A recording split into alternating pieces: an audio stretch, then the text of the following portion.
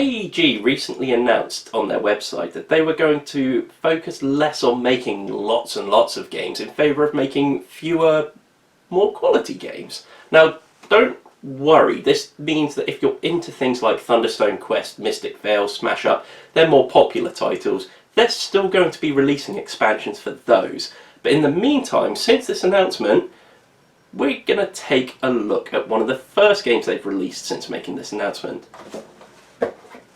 Tiny Towns? Or Tiny Towns. So what is Tiny Towns? Well, it's a game where you're going to have a board, a grid like this, which is 4x4.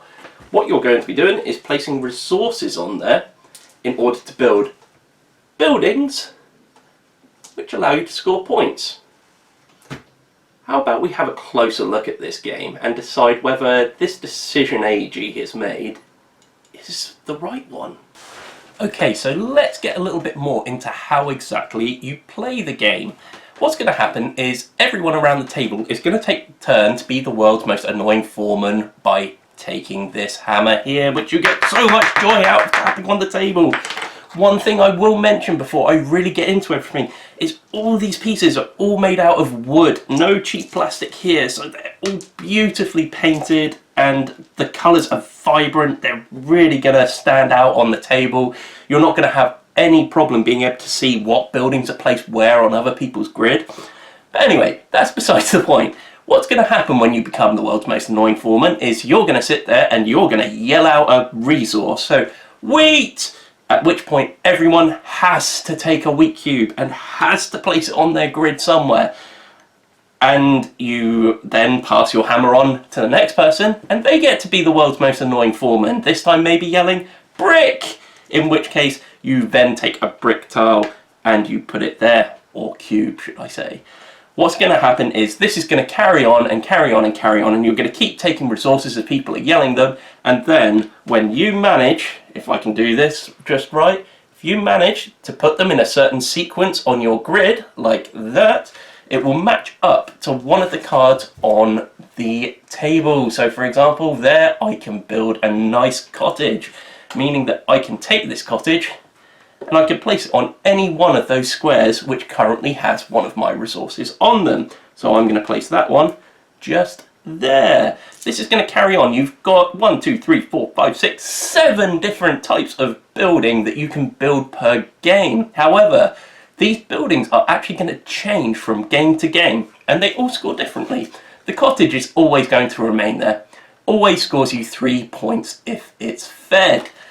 How do you feed the cottage? Well, you're going to have to build one of these, one of your red buildings. And this is where I really get to show you the difference in the game.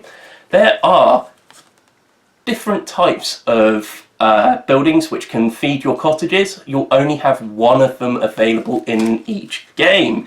And they all feed it in different ways. For example, the greenhouse feeds one contiguous group of cottages, whereas the granary feeds all cottages in 8 squares surrounding it. So in other words, you're going to have to adapt your game every single one. You can't just find one tactic and stick with it. Like I said, you have 7 different buildings. So it means there's going to be a whole lot of variance going from game to game. Your games are not going to be the same. So what's special about this puzzle? Well, you're going to find very, very quickly as you're putting cubes on your map and then replacing it with buildings, every time you place a building on there, that's one fewer space you've got to play around with on your grid. And these patterns you have here on these buildings down here, you're obviously going to start to run out of room to fit them. So you're going to have to plan really, really carefully. It's a really, really neat puzzle, and it's one where your grid is getting smaller and smaller and smaller, and the puzzle is getting more extreme. You're going to be really having to think hard about where you're going to put things next, how long you've got before your next turn, because if you've got 4 people around the table, you're going to be waiting quite a long while. You're going to have to place 3 different resources before you get to place one that you want. So all of a sudden, this puzzle becomes really stressful. It's in the best possible way though. Because really that's what you want to be doing in a puzzle-like game. You want to be thinking, you want to be tested. And you're going to be populating with all the different buildings, and you're going to be trying to think, well, am I going to be able to feed all my cottages, or otherwise they're going to be worth nothing at the end of the game? Or am I going to build loads and loads of taverns so that I really boost my score on there? Can I fit that all on the grid? It's a really good problem to have, and it is an extreme puzzle. And if you ask me, are you extreme? Well, the other day I drank milk that was a day out of date. If that's not extreme, I don't know what is. Okay, so how does the game score? Well, that really changes from game to game. So for example, the cottage will always have that score of, it will score 3 points as long as it's fed. However, you have things which may not score points. So for example, you have a factory just here. What that does is you can place one of the 5 resources on it, and when another player names this resource, you may place a different resource instead. So in other words, some of these are going to have skills that you're going to be able to work around. So everyone's really building off of the same puzzle, everyone's doing the same thing, everyone has the same resources to play. However, there is one thing that could set you apart from everyone else. That's when you get to build one of these buildings. You only have one pink building in the game. These act as secret buildings. So here we go. You're only going to have one of these per game, and they all do something different. They can either give you a really, really useful skill, or they can give you something that's going to score you a lot of points at the end of the game. But it also means that if other people are trying to read your map and trying to push you into a corner and knock you out of the game, because if you cannot place a resource at the beginning of your turn, you are out, and you have to wait for everyone else to take a turn. So what's going to happen is you're going to have one thing that you have your trump card.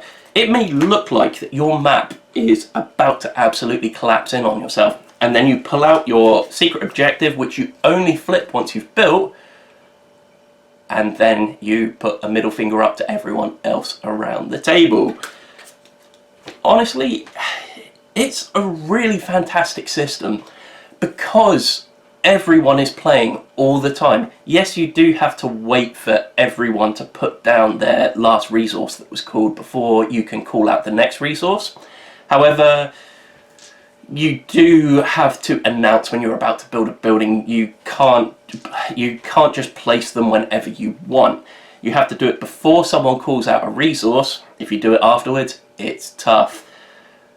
Now, this is all well and good in a 3-player game. We were finding that the puzzle becomes a little too frustrating when you play with, say, 4 people. Only because you're waiting for a long time to take your turn. So your best laid plans, if everyone suddenly calls out wheat and you just don't need wheat, it can absolutely throw you completely off, and there's just nothing you can do about it. This is probably the biggest fault we've really found with this game. So really I would recommend playing this with fewer people. However,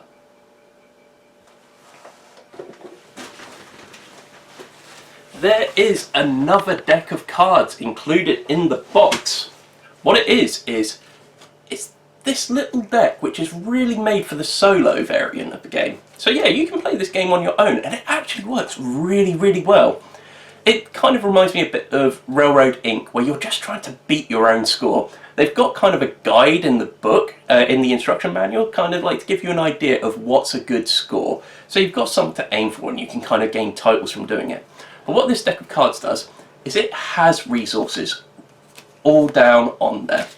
And what happens if you play with this variant is at the beginning of each round you remove 5 cards at random from this deck.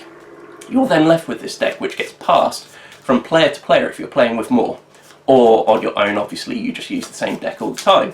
What happens is you'll draw 3 cards, so in this case glass, stone and glass.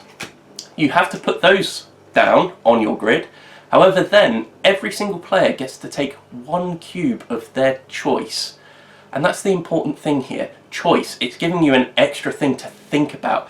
Honestly, this variant is so much better. I really prefer playing this both with 4, with 3, with 2.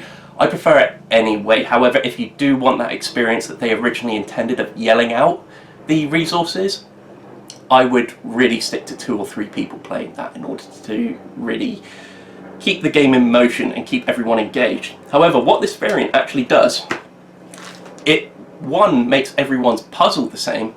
However, it is that extra bit of decision making there where you're placing an extra cube down that all the other people don't necessarily get to put down. They might choose something else which benefits them, and all of a sudden the maps start becoming a little more unique. However, you tend to find they're all quite unique anyway, because everyone has a different way of building. It's not just what you're building, it's where you're positioning it on your map in order to put other buildings. And that really all contributes into the puzzle here. Probably the closest game I can think to this one is probably Quadropolis, which has a very similar kind of, I want this, I'm going to place it on my map, and everything scores depending on where it's placed on the map. That's very, very similar. However, it's this extra puzzly element here, and it's not that much more complex than Quadropolis. Honestly, I don't know whether I'll go back to it anymore, because Tiny Towns is that good. Honestly, AEG, you have knocked it out of the park with Tiny Towns. This has completely justified your decision. Everyone that's played this game has absolutely loved it. They've had a great time with it. I've had no negative reaction to this game at all. That whole thing about it not playing so well with 4 people, that was a push as to a negative we could really find about this game. The theming is wonderful. The artwork, you'll see there's little mice and other little critters and stuff all on the artwork, on the cards and on the box for everything. You really are designing a tiny, tiny town. But yeah, it's really all I have to say on this. It's been almost a really difficult review to do because I just can't think of very much negative to really say, and the only negative they've addressed in here and they've given you a way around it. It's absolutely marvellous. AEG, well done. Hello, thank you so much for watching this video. It's the first video we've done that was selected by our Patreon supporters. We currently have another poll up, and in fact we're always going to have a poll up where you can decide which board game we're going to review next. So if you want to become a part of that, head to patreon.com/everybodydice and you can join us on there. You can follow our social medias on Twitter at everybodydice and Instagram at everybodydiceshow. You can also find all of our content on everybodydice.com. Thank you very much for watching. There's going to be some more videos around here, and don't forget to subscribe. Thank you very much.